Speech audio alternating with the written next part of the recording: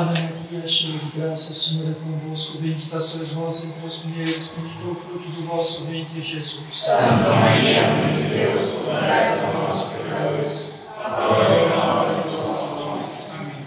Vírgula Flás Carmim. Rogai por nós. Em nome do Pai, do Filho e do Espírito Santo. Salve Maria. Eu gravava esse fato que é muito conhecido, que é a serpente no deserto, né? Isso aqui já é um fato retratado no livro de Números, então se passou ali os fatos do Êxodo e também as leis que Deus determinou, muitas delas constam no livro de Levítico. São mais de 20 capítulos de regras, enfim, que Deus avisa também o povo para que não peque, senão eles seriam castigados, né?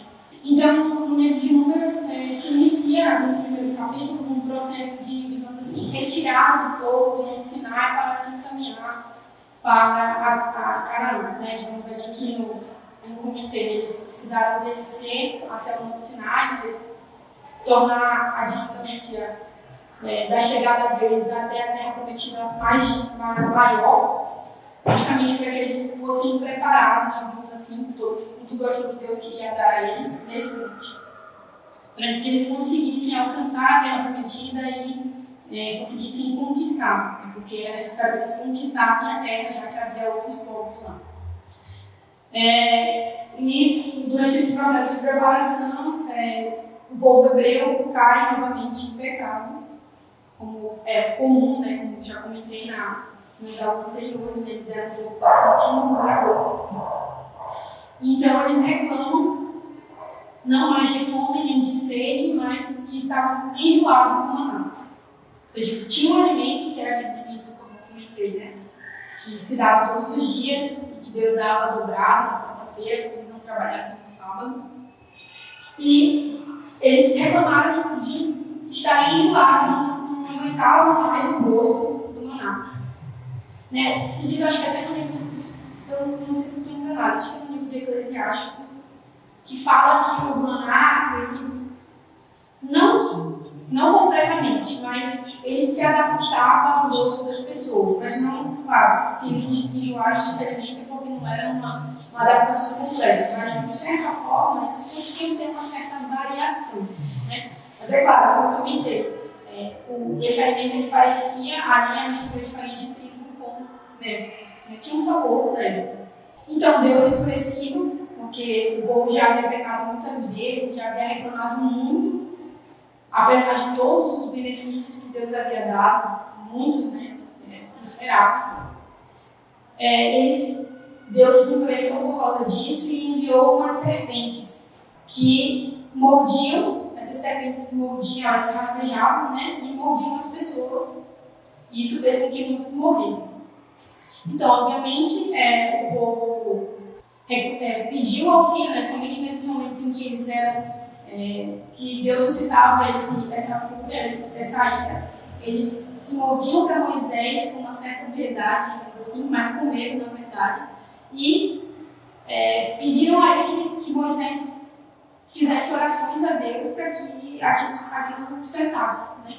Então, Moisés fez isso, muito entristecido, obviamente, com o povo, e aí Deus determinou que ele erguesse uma espécie de poste, né?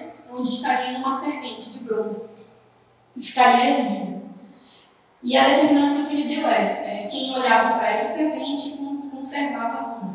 Né? Então, quem era mordido por alguma serpente rastejante e olhasse para a serpente que estava erguida, não morria. Né? Nosso Senhor fala isso, né? Comenta esse fato no Evangelho, ele diz: como Moisés levantou a serpente no deserto, assim também importa que seja levantado o Filho do Homem. Obviamente, isso aqui, mais do que muitas outras coisas que já foram comentadas aqui, é uma figura de Nosso Senhor Jesus Cristo na cruz, né, da crucificação de Nosso Senhor.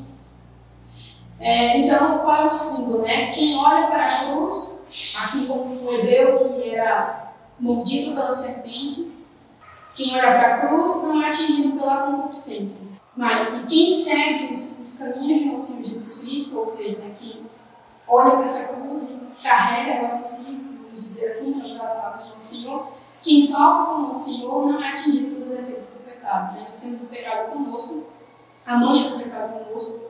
Nós sabemos que nós precisamos de auxílio a todo momento. E a solução para tudo isso, obviamente, é olhar para a cruz de Nosso Senhor, o sofrimento de Nosso Senhor, tomar esse sofrimento para nós e, enfim, deixar que os efeitos desses sofrimentos, né, dos méritos de Nosso Senhor na cruz, façam o seu trabalho. Assim, né? Importante para a gente pensar, né, que o povo hebreu estava enjoado do maná, mas a gente sabe que São Paulo fala, tudo isso foi feito, né, aconteceu como figura. Então isso aqui obviamente é uma figura do que acontece com os cristãos, o que acontece conosco hoje, o que vai acontecer no futuro. Né? Muitos de nós, infelizmente, né, no claro, posso falar dos senhores, graças a Deus estamos aqui, mas muitos, de fato, deixaram a igreja, deixaram a comunhão, deixaram o nosso Senhor Jesus Cristo diretamente e abraçaram o mundo. Né? E por essas pessoas nós temos que rezar, e nós temos que rezar por nós mesmos para que nós não caímos nessa condição, né? Para que nós não fiquemos, de fato, enjoados de nosso Senhor. Aqui eu trouxe um trecho de São Belo de Missa que fica muito bem essa parte. Né? Olhar para a cruz não é outra coisa que converter a vida inteira de cada um em crucificação e morte ao mundo. Inamovível por qualquer pecado, crucificando verdadeiramente as próprias carnes com o temor de Deus, como diz o profeta. O cravo que sujeita a carne é a continência.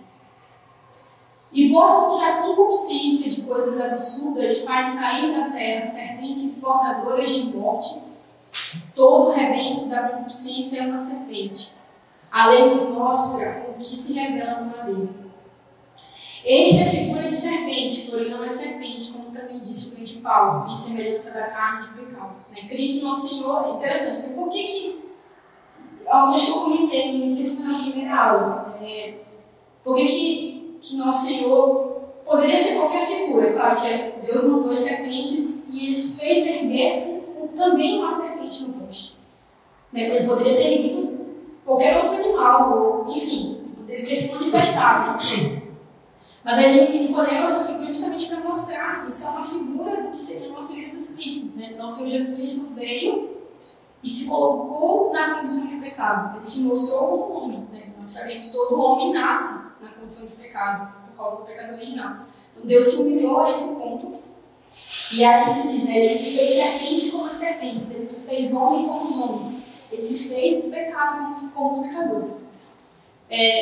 A verdadeira serpente é o pecado. Quem marcha sobre o pecado se reveste da natureza de serpente. E na verdade, as serpentes rastejantes, antes de mais nada, somos nós. Somos pecadores. E Cristo, nosso Senhor, como eu dizei, se colocou nessa condição para nos dar a salvação. Um ponto interessante, né? A diferença entre as serpentes rastejantes e a serpente erguida é justamente a serpente que está junto ao poste, ela está longe da terra. Né? A serpente de rastejo, né, esse foi um castigo que Deus deu à serpente por conta do pecado original. Ela passou a rastejar. Justamente tem como símbolo esse apego no mundo, essa ligação no mundo. Cristo, nosso Senhor, apesar de ter a figura de serpente, está erguido, ou seja, está longe do mundo e quer que nós nos ergamos para junto dele. Né? Assim, pois, o homem é libertado do pecado por aquele que tomou sobre si a aparência de pecado e se fez igual a nós que nos havíamos transformado em imagem da serpente. Por ele é evitada a morte proveniente das mordidas, porém não são aniquiladas as feras. Chamam feras a concupiscência. Né? Deus, nosso Senhor, nos livrou do pecado por causa da sua redenção, mas nós temos que lutar com a concupiscência, né? Com as nossas más tendências. Com efeito, a má morte dos pecadores não tem força contra aqueles que olham para a cruz. Ainda que a concupiscência contra o espírito, que está metida dentro da carne, não tenha sido destruída de tudo. A concupiscência está conosco, mas a cruz nos mitiga os defeitos dela e nos dá a graça. Também os crentes se deixam sentir muitas vezes as mordidas da concupiscência. Porém, quem olha para aquele que foi levantado no madeiro, ele fica paixão, dissolvendo o veneno com o temor do preceito, como se fosse um antídoto. Cristo veio como é a serpente, mas não é uma serpente com veneno, é a serpente com o antídoto. Nós somos a serpente com veneno e nosso Senhor nos trouxe o antídoto. E aqui a gente vai para um outro fato, as áreas de contradição. Antes disso, eu tenho que explicar o contexto histórico, né? Um pouco antes desse fato, no livro de Números, eu acredito que isso é no capítulo 14. Nosso Senhor, um pouco antes disso, ele manda alguns representantes do povo hebreu, eles já saíram do Sinai e vão em direção a Canaã. Então ele manda alguns representantes do povo, entre eles estavam Josué e Caleb, para observar a terra. Eles tinham que primeiro observá-la para decidirem entre si o que eles fariam. Justamente porque havia outros povos lá e eles sabiam que tinham que guerrear, né? Quando eles retornam dessa visita, muitos deles voltam muito tristes e, obviamente, murmurando, porque eles disseram: nós vimos homens muito grandes como gigantes. Nós não conseguiremos nos livrar deles, não conseguiremos matá-los. Se nós formos, nós morreremos. Por que Deus nos trouxe aqui, se nós não temos força para lutar contra esses homens? E os únicos que resistiram a essas opiniões foram Josué e Caleb. Josué, como a gente sabe, vai ser aquele que vai continuar a obra de Moisés. O povo se rebelou contra Deus, novamente, contra Moisés, e isso entristeceu muito a Deus, revoltou de fato. E por causa disso, eles foram castigados. Eles estavam às bordas, digamos assim, da terra, já com toda a força possível para entrar, Deus os ajudaria, obviamente, mas como eles duvidaram, mais uma vez, Deus os castigou. E aí que vem os 40 anos no deserto. Eles vão passar, Deus mandou eles voltarem para o caminho contrário, que seria em direção ao Mar Vermelho. E aí a gente vai ter mais 3 aulas do que para tratar de outros passos. Mas eles voltam e ficam perdidos, digamos assim, no deserto. Então Deus disse que essa geração não veria a terra prometida e, de fato, somente 40 anos depois, somente Josué e Caleb, de todo aquele povo que de fato viu, né? Somente ele e os filhos daqueles que reclamaram e foram contra Deus. Então, dentro dessa condição, a gente entra nesse fato das áreas de contradição. Mais uma vez, o povo inicia suas reclamações no determinado fato, acho que seria o capítulo 20, se eu não me engano, de Números. E eles reclamavam, né? Por que nos fizeste sair do Egito? Por que nos conduziste a este péssimo lugar? Eles têm saudades, toda aquela conversa, temos saudades das cebolas do Egito, das carnes, enfim, não temos nada para beber se tivemos muita sede. Então, Deus disse a ele, toma a tua vara, disse a Moisés, e disse aos 12, falai ao rochedo, determinando a esse rochedo que faça jorrar a água para os hebreus, para que eles possam tomá-la e não tenham mais sede. Acho que os senhores lembram, né, do fato que foi comentado da outra vez, que Moisés conseguiu esse milagre de, tocando no rochedo, ter feito jorrar água, né, e o povo foi saciado. Né? E aqui Deus dá uma ordem um pouco distinta, que é uma coisa um pouco delicada, né, sutil, e ele não deveria tocar no rochedo, mas deveria falar no rochedo. Isso aqui é interessante porque Deus queria um passo a mais, digamos assim, de Moisés, na fé de Moisés. Né? Não era mais para... Ele teria que estar com a vara, que era justamente o símbolo dos méritos de nosso Senhor Jesus Cristo, mas essa vara não deveria mais tocar o rochedo. Era somente a palavra dele que faria o milagre. Isso aqui é um símbolo, né? Justamente do verbo de Deus que sai do seio do Pai para habitar entre os homens e nos dar a salvação. E a palavra, o verbo de Deus, já, digamos assim, dá um milagre. E Moisés levou alguns anciãos com ele e ele, digamos assim, colocou essa questão, né? Ouvi, rebeldes e incrédulos. Acaso poderemos nós fazer sair água deste rochedo para vós? O Dom Melon comenta, ele faz um apanhado dos comentadores. Né? Algumas pessoas acham que isso aqui não é uma dúvida de Moisés, que na verdade isso está sendo irônico com os hebreus. Contudo, ele entende que é sim uma dúvida de Moisés. Que Moisés, de fato, por algum motivo, que não é possível explicar, né? Tem as interpretações, né? Que talvez pelo cansaço que ele estava em relação às reclamações do povo hebreu, né? Porque Deus havia já feito tanto a eles, e mesmo assim eles reclamavam tanto. Enfim, ele fez essa questão. É interessante comentar que nas Sagradas Escrituras, esse trecho ele não é comentado inteiramente, né, o que eu vou falar aqui. Porque o que aconteceu depois dessa pergunta? Moisés, nas Sagradas Escrituras, só diz que ele tocou 2 vezes e que saiu água do rochedo. Fala assim diretamente. Nos comentários eles dizem, né, que Moisés tocou uma vez, feriu a rocha uma vez e não aconteceu nada. Quando ele tocou a segunda vez, é que houve abundância de água. Né? Isso aqui mostra a dúvida dele. Né? Enfim, a tristeza com a qual ele estava, que a gente não ia ajuda de Moisés, obviamente, mas, enfim, ele passou por esse fato. E por causa disso, Deus disse a ele que ele e Arão não introduziriam o povo hebreu na terra prometida. Eles receberam um castigo. Parece uma coisa muito desproporcional, mas como eu comentei, Deus tem a sua pedagogia e o povo hebreu merecia, de certa forma, uma rigidez. Isso também servia ao líder deles. Né? Então, isso aqui mostra também como Deus é exigente em relação aos seus filhos. Nesse ponto especificamente, então, Moisés é o símbolo do povo judeu, né, que, a despeito de todos os mandatos de Deus, não acreditam na virtude da fé. E símbolo dos cristãos que também, apesar de todos os sinais, não acreditam na virtude da pedra que é Cristo nosso Senhor. Um outro ponto interessante, né? Deus, como eu comentei, Deus pediu a Moisés que falasse ao rochedo. Então, a palavra de Moisés, que era um poder que Deus estava dando a ele, tinha o poder de fazer um milagre, ferir o rochedo e fazer jorrar água dele. Isso aqui é um símbolo, né?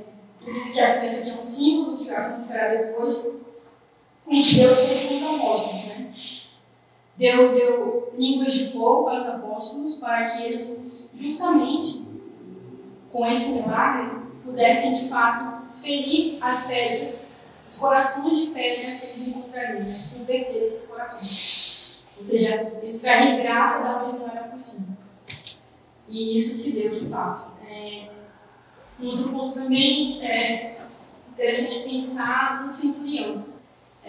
Que o centurião é muito bonito, porque o centurião ele não conhecia o Senhor, eu acredito, ele talvez ouvisse sobre ele, e estava com um servo doente, e mandou algumas pessoas. O centurião era um homem de poder, né, ele até mesmo fala isso com o Senhor, que ele mandava que fizessem e faziam, mas a cura do servo dele não podia dar, né?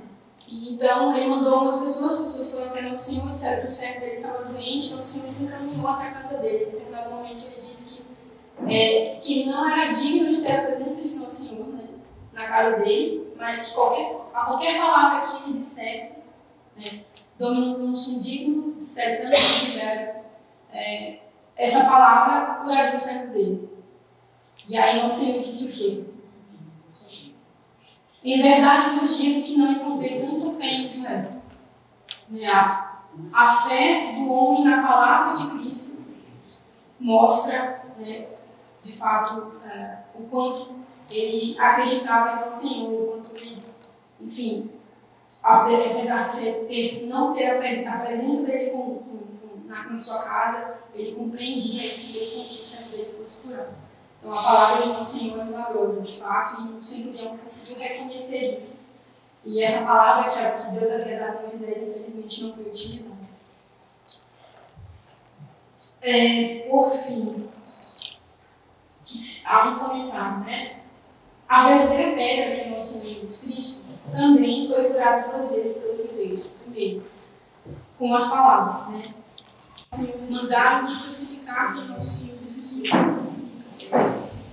Atingiram de todas as formas, mas essa primeira vez com Moisés, nada fez, nada disse, nada jurou. Somente na segunda vez, quando ele foi levantado na cruz, que essa pedra de fato foi perfurada, daí jogou sangue e água, como a gente já viu, né? Assim como os judeus, né, que pecaram no deserto e não puderam entrar na terra prometida, né? Uma grande geração ali morreu no deserto, não viu aquela terra que Deus queria dar a eles. Assim também os judeus de hoje, e não só os judeus, mas os gentios, devem morrer para encontrar esse céu. E não estou falando da morte natural, estou falando da morte espiritual, né? Os judeus, ou qualquer outro, ou os pagãos, devem encontrar a verdade, se desfazer do passado e fazer morrer todas as falsas crenças. E então, de fato, perfurar essa pedra e encontrar a graça. Aqui eu termino os fatos, certo? Mas não acabou. Eu vou tratar um pouco especificamente da figura de Moisés, porque é importante, e aí a gente vai basicamente fazer algumas comparações e vai encerrar. Então, Moisés, como a gente pode perceber, uma coisa que a Inês comentou semana passada, que eu achei interessante, ele é como um pai de verdade, né? Como um ótimo professor, porque ao mesmo tempo que ele era uma pessoa terna, ele era rígido. Ele não era mole, mas terno, e nem era rude, mas rígido. Né? Muitas vezes, com grande ternura, com uma grande humildade, ele ia até Deus, pedindo por aquele povo que só reclamava, que só o tratava mal, que até quis o apedrejar, pedindo a Deus que tivesse compaixão daquele povo, que era o povo que Deus havia escolhido, né? E ao mesmo tempo ele era rígido com o povo.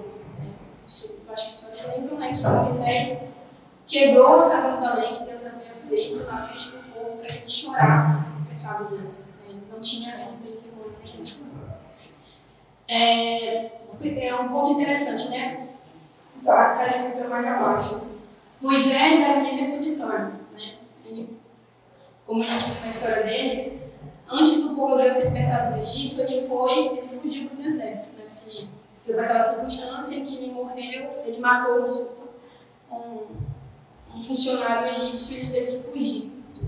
E então ele encontrou o Jetro, né? Casou com uma das filhas dele e, digamos assim, passou uma boa parte dessa fase da sua vida no deserto. Então a gente pode entender, né, a vida desse líder solitário que antes do povo que ele levaria para o deserto, ele mesmo teve que ser preparado nesse deserto. Né? Ele conhecia, digamos assim, os lugares por onde ele deveria estar com aquele povo. E ele pastoreava ali, né, antes de voltar para o Egito, pastoreava os rebanhos de Jetro. Como um treino, digamos assim, para lidar com aquele povo, né, que muitas vezes, infelizmente, se comportava como animais. Né? Um outro ponto interessante, que Deus falava com Moisés como um amigo.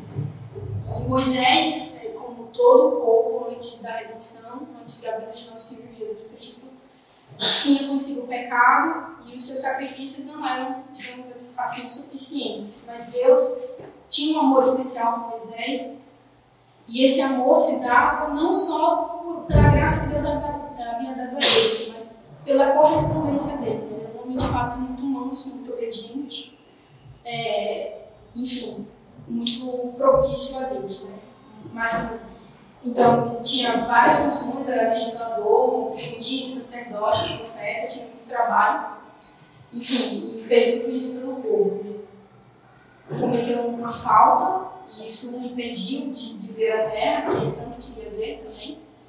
E por causa dessa falta, Moisés sabia que ia morrer antes de alcançar a terra prometida, e no final, isso aqui já acontece no livro de Deuteronômio.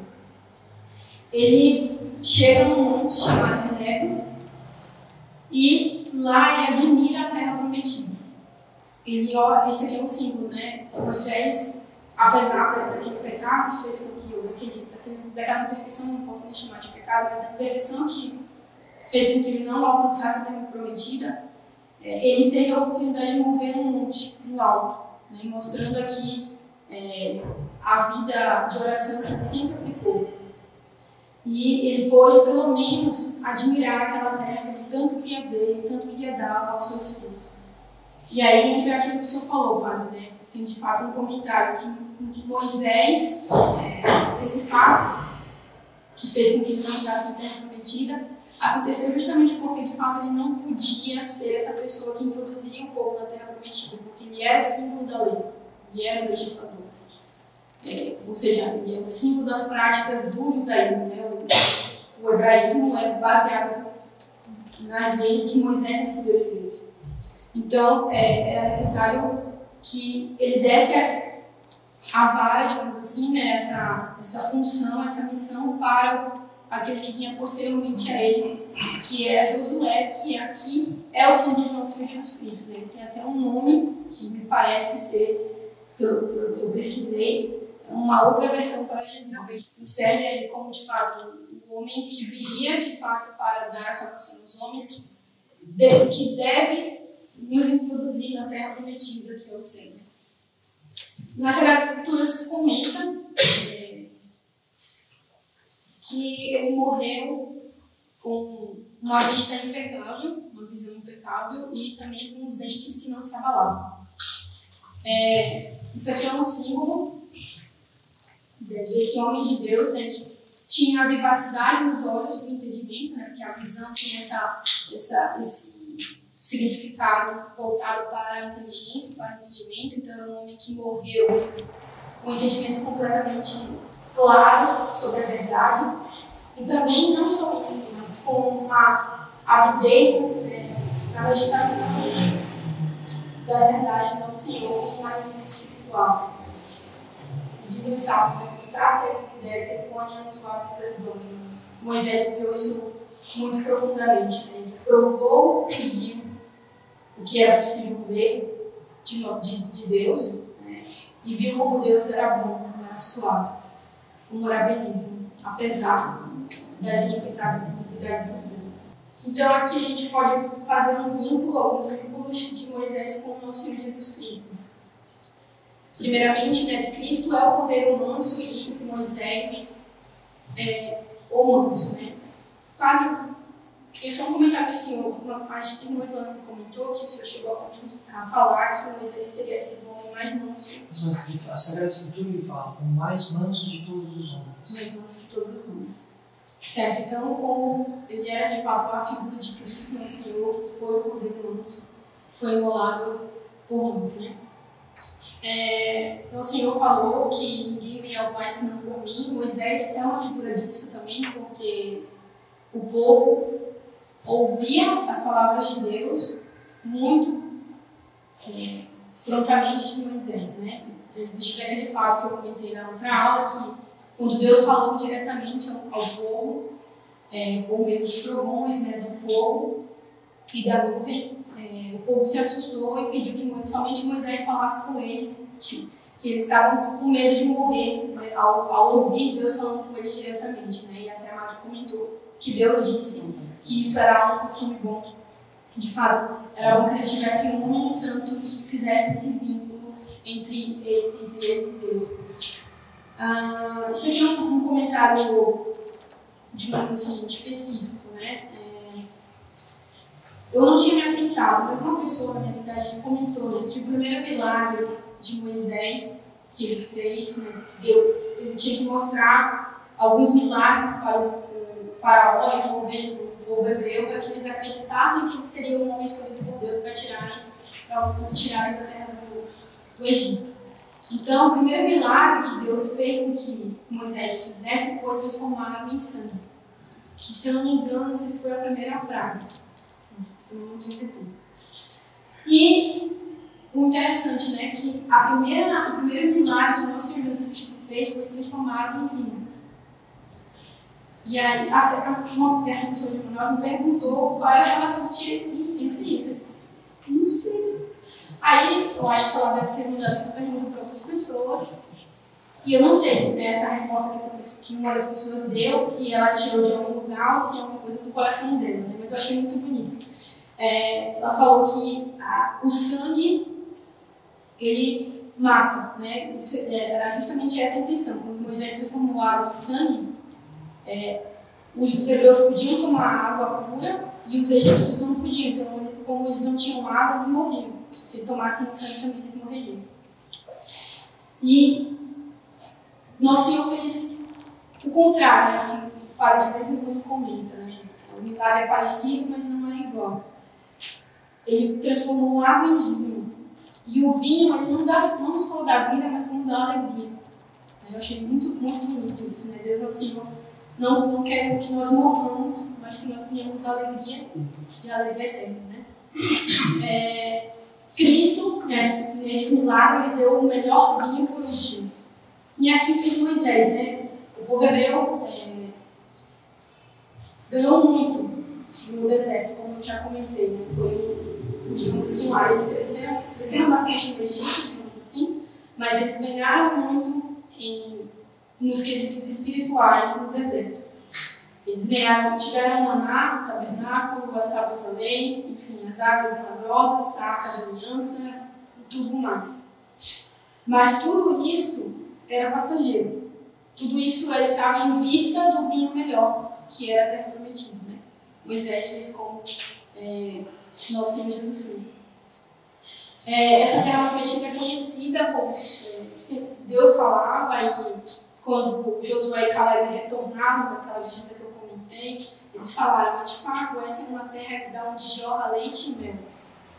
É uma expressão que é muito utilizada para tratar de Canaã, que, antes de mais nada, fala da sua prosperidade, né, do quanto aquela terra poderia ser fecunda para eles, tanto que quando eles chegassem à terra prometida, o maná já não seria mais dado, né, os milagres das codornizes, por exemplo, aconteceriam porque a terra conseguiria supri-los muito bem. E é interessante pensar, né, se Canaã é a terra, é uma figura do céu, figura da terra que Deus prometeu a nós, então o que seria esse leite, o que seria o mel? O leite é uma coisa que São Paulo comenta, é um alimento de fácil uso, é um alimento que os bebês usam, até nos mamíferos no geral, né? E significa um alimento que é alcançável a todos. Então, o primeiro ponto que a gente pensa, né, que o céu é para todos.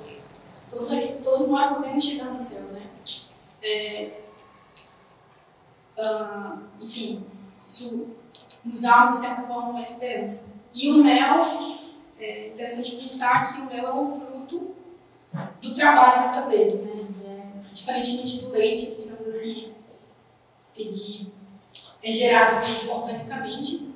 O mel não, claro, ele é gerado por um processo que Deus criou das abelhas, mas que é feito de um trabalho, né? E aqui a gente pode pensar um pouco na hierarquia do céu, porque o lugar que nós seremos no céu será aquele que nós merecemos conforme o trabalho e a vida que nós tivemos aqui na terra, né?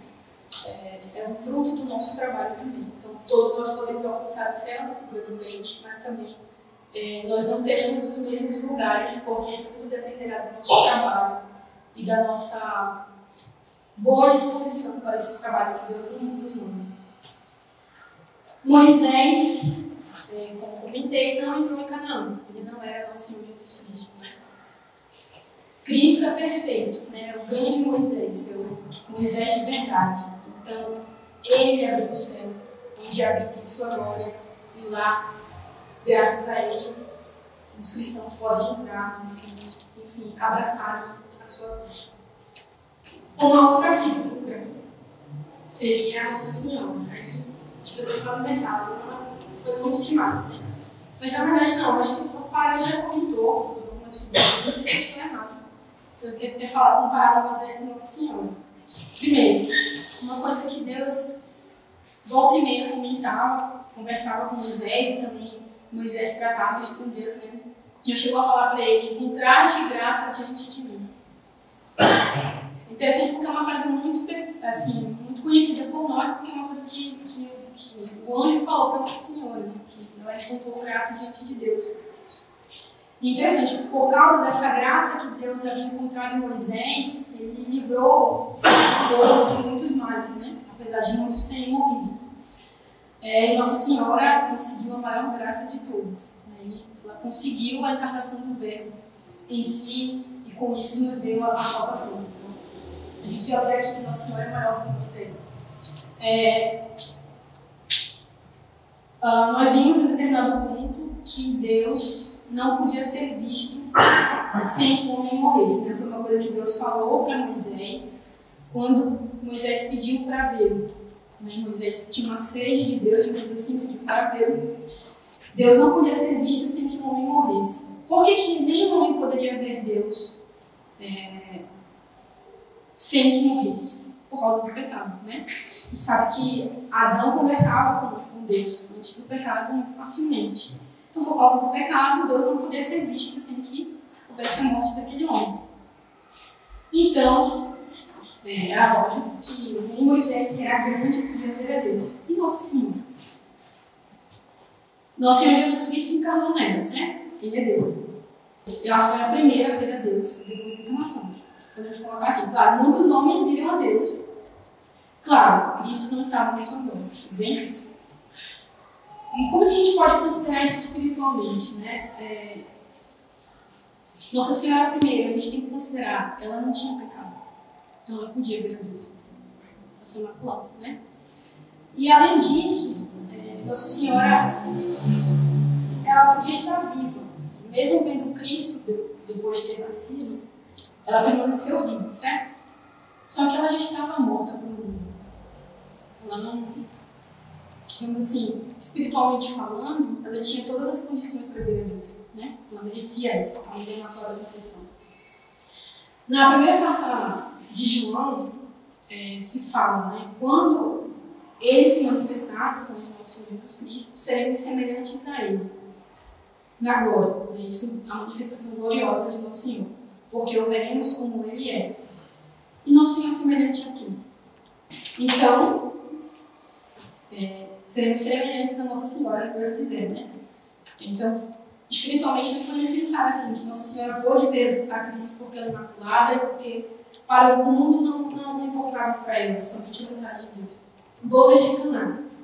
É interessante fazer uma comparação, claro que não é uma coisa muito clara, mas nas bodas de Caná, Nossa Senhora tem um diálogo diferente com o Nosso Senhor, né?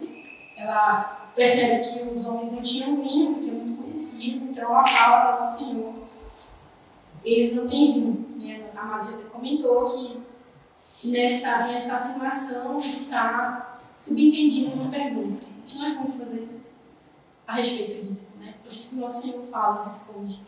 O que nós temos a ver com isso? Né? Ainda não chegou a minha hora. E é interessante pensar, né? Nossa Senhora falando, eles não têm vinho, parece, né, não pode nos fazer lembrar do diálogo de Moisés com Deus. Porque Moisés, quando o povo pecava, sempre ia até Deus de maneira muito terna, muito humilde, para defendê-los. E dizia, né, tem até um trecho aqui que eu não esqueci. Lembrai-vos de Abraão, de Isaac e de Israel, vossos servos, aos quais jurastes por vós mesmos de tornar sua posteridade tão numerosa como as estrelas do céu e de dar aos seus descendentes essa terra que falastes como uma herança eterna. Moisés com todas as forças diante de Deus para defender esse povo que só dava trabalho, né? Mas ele resistia, de fato, ele resistia à resistência de Deus, né? E aqui nos lembra Nossa Senhora, no final das contas, né? Ambos queriam,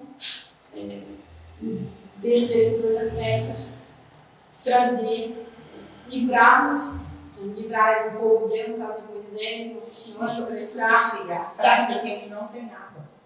E nos faz lembrar, né? Eles não têm a graça e eu desejo que você dê a graça a eles. E a resposta, né? Nosso Senhor respondeu para Nossa Senhora, o que nós temos a ver com isso? E o que Deus falava para Moisés? Você tem a escolha de matar esse povo, eu posso te dar uma nova descendência. Veja, né? está tudo aqui muito ligado, ou não sei se vocês estão achando a mesma coisa, mas vejam como Nossa Senhora, de fato, aí tem elementos de Moisés, dessa magnanimidade dele. E agora eu entro naquilo que eu havia começado, tá? Quando Moisés pediu para ver a Deus, o que Deus disse a ele, né? Depois de uma certa insistência, ele disse: você está em cima de uma pedra, e nessa pedra vai haver uma concavidade, uma espécie de fresta. E quando eu passar, eu colocarei a minha destra e tu verás as minhas costas. Né? E eu comentei na outra aula que as costas de Deus ali mostradas, a gente não sabe muito bem que costas são essas, mas ele mostrou para Moisés. Primeiramente, são um sinal de que Deus é um guia, que era o guia daquele povo, de fato, né, que Moisés era a pessoa responsável por guiar aquele povo, e que o efeito que Deus estava com eles, porque eles não viam a Deus, mas viam o efeito das suas obras. E Nossa Senhora, a gente pode fazer uma pequena análise do Magnífica e perceber que ela foi mais a fundo nisso. Né? Quem é a destra de Deus? São mãos de Deus. Nosso Senhor está à direita do Pai. E no Magnífica a gente tem. E essa destra, só para a gente entender, né, é um símbolo do poder de Deus. A mão direita, né, é o símbolo desse poder. E, como comentei, as costas são os efeitos, o símbolo dos efeitos das suas obras. Então, Nossa Senhora Magnífica disse, né, eu trouxe aqui 2 trechos, esse primeiro ponto aí, do 4º ponto. Quia fete, quid mania, quid potens, né? Porque fez grandes coisas em mim, né? Não sei se eu posso traduzir assim, assim. Nossa Senhora reconhece que nela, né, Deus estava fazendo grandes coisas. E que grande e enorme coisa era essa? Justamente a encarnação. Né? O poder de Deus sendo manifestado. Como nunca antes, né? Ele mostrou aí, a Fete potência em brachios, mostrando o poder do seu braço, né? Mais uma vez, fazendo uma ligação com a destra de Deus. E quando vai citar isso, também tem uma ligação com o passado do povo hebreu, que ela conhecia muito bem, pelas Sagradas Escrituras, enquanto Deus havia auxiliado eles. E também Nossa Senhora reconhece o efeito das obras de Deus. Nesse trecho, né? Eles aprodíneos, misericórdia condicional, então ela reconhece de fato a misericórdia de Deus, que era Deus, que naquele momento ela proclama junto a Santa Isabel. Santa Isabel reconhece a Deus, reconhece que você está com o seu livro. Ela dizer, com o seu filho, ela reconhece a misericórdia de Deus, essas costas de Deus, essas suas obras, mas que naquele momento se estava o grande ato, né? O grande ato de misericórdia divina. Moisés tirou a água do mosteiro em Nossa Senhora. Tirou Cristo do céu, que é a água do céu, que é a coração, digamos assim, enfurecido de Deus, vamos dizer. Ela tirou a graça de todas as graças, a água dos seus livros, quem tomar essa água, Primeiro Nossa Senhora tirou também até a graça do quadro. Essa proeza, teve contato com o pecado. E também não só tirou a graça para si, como o Padre falou, ela trouxe para nós, atraiu Cristo para nós, atraiu Cristo para nós. Na cruz, ela também tirou o cheiro. Ela tirou ela mesma. Ela permitiu que Deus, né, Deus, Cristo, desce sua mãe a São João, prefigurando aqui a filiação de todos, né, de todos os cristãos para com Nossa Senhora. Então, Nossa Senhora deu tudo, né? Ela conseguiu tirar tudo o possível do rochedo, que era a Senhora Jesus. E aí a gente chega a uma conclusão. O povo preferia recorrer a Moisés, como já foi comentado, né? Não gostavam de ouvir a voz de Deus que vinha por meio de trovões, preferiam que Moisés falasse com eles, e que Moisés tratasse com Deus de suas coisas. A quem nós devemos recorrer? Senão a Nossa Senhora, né? Que é maior do que Moisés. Eu acredito. Só que agora a gente vai entrar num ponto que de fato somos nós, né? Nós não somos em Cristo nem em Nossa Senhora, mas quem são as nossas figuras? O faraó e o povo. O faraó, como a gente viu, é um homem de coração endurecido, extremamente orgulhoso, né? Que chega de poder. Ele tinha ali consigo a inteligência egípcia, que não era pouca, tinha riquezas, mas lhe faltava muita humildade. Então, por causa disso, ele foi até as últimas consequências. Apesar de todos os avisos, de todas as perdas que ele teve por causa das pragas do Egito, ele foi até o fim no seu intento de escravizar o povo hebreu, não porque ele tinha um desejo de ter o povo hebreu consigo, mas ele não queria perder para outro Deus que não fosse o Deus dele. Ele era extremamente orgulhoso. Ele perdeu a vida do filho dele. E, não satisfeito, perdeu a vida de muitos dos seus soldados, perdeu as suas armas. Né? Isso não se comenta nas Sagradas Escrituras, mas os comentadores, acho que o Flávio José fala isso, né? Que até as armas dos egípcios, quando o Mar Vermelho os cobriu e os matou, alcançou os hebreus. Então eles ficaram até com as armas. Então o faraó perdeu tudo por causa do orgulho. Cuidado. O povo hebreu é inconstante, né? Como a gente viu. Eles eram um povo muito promissor, mas muito murmurador. Eles festejavam muito nas alegrias e murmuravam nas dificuldades. Muito inconstantes, né? Muito apegados, como a gente viu, muito apegados aos alimentos do Egito, à vida que eles tinham no Egito, apesar de ser uma vida sofrida. Eles tinham uma serviço dura, como nós vimos na última aula. Eram pessoas indóceis, não queriam se curvar para Deus.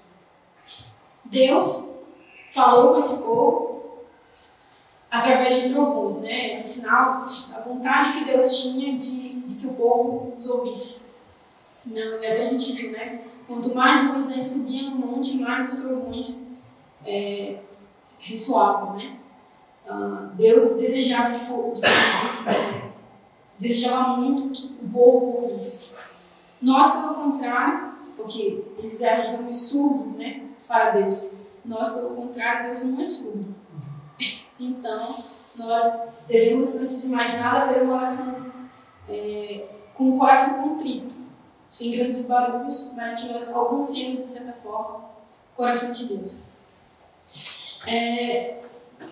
Eu acho que eu já comentei isso, importante, esse é um ponto importante. Esse povo, ele não morreu, nenhuma pessoa no deserto morreu de fome ou sede, nenhuma. Todos os que morreram no deserto morreram por causa do pecado.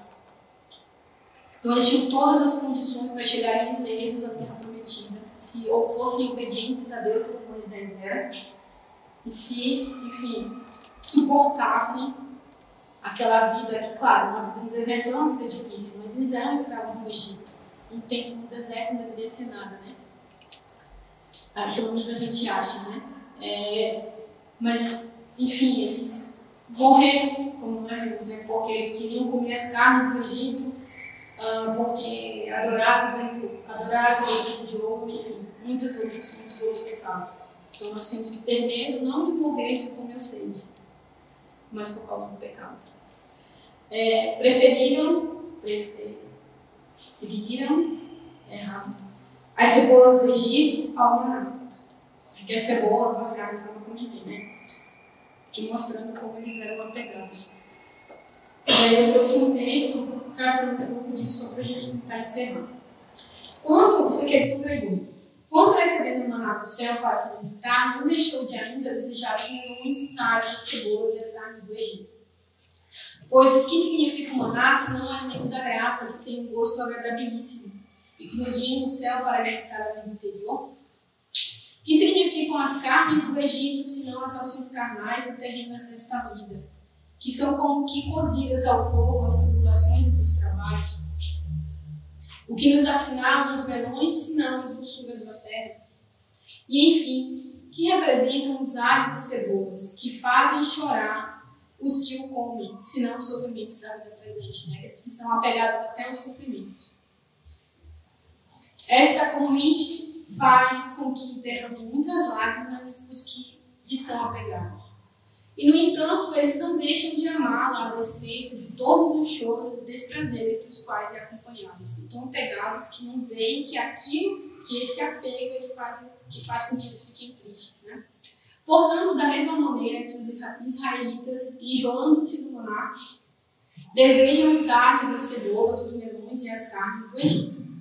Assim também os pecadores negligenciam o doce repouso que a graça lhes propõe. Eles estão enjoados do maná. E o seu amor pelos eleitos da carne e da terra os faz escolher os caminhos laboriosos desta vida, a despeito das lágrimas e das dores com que estes se misturam. São Gregório. Então, o Dom Manuel explica, né, que as almas, espiritualmente falando, né, como observar essa passagem do Egito para o deserto. As almas, as boas almas, as almas que Deus quer, são atraídas para o deserto. Mas, justamente para elas saírem da vida de pecado, né, o Egito, eles estavam muito tempo no Egito, então eles estavam numa vida muito desequilibrada. Só que esse povo, em sua maioria, apesar de todas as condições favoráveis, não conseguiram se desfazer do apego às coisas materiais. Não é preciso ter cuidado, né? Porque aquilo que é saboroso espiritualmente deixa de ter sabor para quem está apegado aos sabores do mundo. O exercício da oração torna-se insuportável, a leitura, a meditação. Então, somente os jovens. A gente não precisa conhecer todas as coisas do mundo para perceber que essas coisas são más, que nos fazem mal, que nos tiram do caminho de Deus. Né? Elas não parecem ser saborosas, são impressionantes muitas vezes, mas elas nos tornam desagradáveis a Deus. Por fim, esse momento mais esperado, que é a chegada da terra prometida, eu chego ao último slide. Eu trouxe essa tabela que eu já trouxe na primeira vez, só para a gente encerrar, né? O que a gente precisa fazer, não que eu tenha que dar uma regra se eu tiver dos padres, né? Para que a gente consiga nos manter nessa vida espiritual mais ativa, mais próxima de Deus, que a gente, digamos assim, tenha um sabor nessa vida de deserto. E aí eu trouxe isso aqui, que é o que os judeus tiveram que fazer quando passou o anjo destruidor, né? Foi a última praga do Egito. Né? Eles tinham que cingir os vinhos, pôr esse anéis nos pés e o cajado nas mãos, né? O símbolo da viagem, do viajante. E nós vimos que esses três são símbolo da luta contra a carne, contra o mundo e contra o demônio, né? Que são os nossos três inimigos. O que seria então cingir os rins? Seria, antes de mais nada, a busca da pureza, né? Sem o relaxamento, como eu comentei, né? Quando nós estamos sem o cinto, digamos assim, a pessoa está com uma túnica sem estar cingida, eles estavam de uma forma relaxada, né? Então, buscar esse elemento da pureza, da continência. Mas também os cingidos, como nos vinculam à pureza, devem nos levar à devoção à Nossa Senhora. Nossa Senhora é a criatura mais pura de todas, então é a ela que nós devemos nos fiar, né? Nós sabemos das nossas fraquezas e somente Nossa Senhora pode nos ajudar. Ela é a Virgem Prudente, né? Que não teve em nenhum momento a sua candeia apagada. A sandália dos pés é um símbolo de que nós temos que nos proteger, das sujeiras do mundo. Então a gente tem que buscar ter os bons costumes, ter diligência, obedecer os mandamentos. E isso nós vamos fazer antes de mais nada pelo estudo da doutrina católica. Sem estudo, em determinado momento, talvez, não compreendendo mais as verdades, a gente pode cair. E por fim, o cajado nas mãos, né, que é o símbolo do homem que está preparado para se defender contra as feras. E aqui é a luta contra o demônio. E a gente vai fazer isso armado, né? A gente sabe que o cajado de Moisés é o símbolo da cruz de Nosso Senhor. Então nós vamos nos libertar do demônio, né, das suas emboscadas, através da cruz de Nosso Senhor, que é aí uma ligação com a Santa Missa e também com os sacramentos. É isso. Ave Maria, cheia de graça, o Senhor é convosco, bendita sois vós entre as mulheres, bendito é o fruto do vosso ventre, Jesus. Santa Maria, Mãe de Deus, rogai por nós, pecadores, agora e na hora de nossa morte. Amém. Por vós também. Ora por nós. Pai, Filho e Espírito Santo.